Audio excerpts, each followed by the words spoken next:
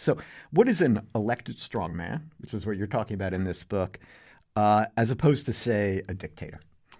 Yeah, it's a great question. So I'll start with a dictator. Mm-hmm. Basically, a dictator is somebody who comes to power in some way that's not a fair and free election with multiple parties up running for the election.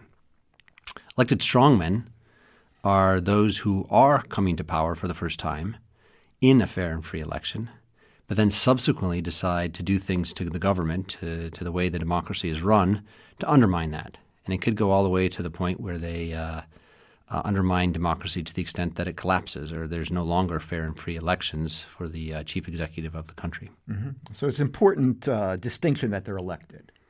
Yes, they're elected. Mm-hmm. But so are a lot of dictators. It's just that in the dictators, they're initially elected in a contest that's not a fair and free multi-party election. Do we tend to see these days democracy weaken, decline through elections, or is it more likely to see it through coups or some kind of armed conflict? Yeah, so in the 20th century, most dictatorships were started through armed groups, either using violence or threatening violence. And so this would be the military as an armed group, rebel groups as an armed group, or foreign invasions as foreign militaries. In the 21st century, where we're at now, it's much more common to see a new dictatorship born from an elected strongman. That is somebody who comes to power as a Democrat insofar as they were elected in a fair and free multi-party election. And so they won a democracy, but then subsequently do things to undermine that democracy that by some point in the future, they've undermined it to the point where it's no longer, we can call it a democracy, but rather a dictatorship. And so the new dictatorships that are born in the 21st century are more likely to be born via that mechanism, undermining democracy from within than from armed groups outside of the government. Yeah. I want to get to this notion of democratic decline in a second, but just who do you see as some of the contemporary leaders that you would characterize as elected strongmen? I'm thinking of Orban in Hungary. Yeah, so certainly he's a great case of that. Another one that we examine a little bit in the book is Bukele in El Salvador. Mm-hmm.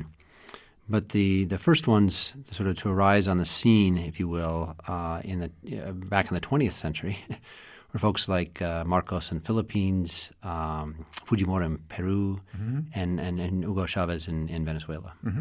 So throughout the book, you're looking at how these elected strongmen contribute or cause democratic decline. So could you kind of clarify for us what you mean by democracy and what it means to have less of it? Yeah. So democracies are places that start out as fair and free elections for the chief executive, but with that comes a lot of other stuff too. So typical sort of thicker descriptions of democracy would involve things like executive constraint. Mm-hmm. And what do I mean by that? That means there are institutions, horizontal institutions like a judiciary, a bureaucracy, or a legislature that can effectively constrain the behavior of the elected leader.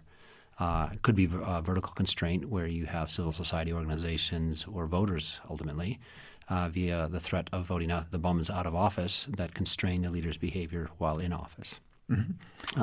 So democracy can diminish by reducing those executive constraints as well as through sort of the erosion of the norms that individuals in the population, the citizens, hold as to how we should play politics. Yeah, so that's what you would call sort of a vertical constraint. Yeah. That the public would hold to certain kinds of democratic norms and expect their leaders to hold to those democratic norms. But as those norms erode, then that kind of vertical constraint weakens. Yeah. One of the most important norms would simply be that when I lose, I'm going to step down from office peacefully.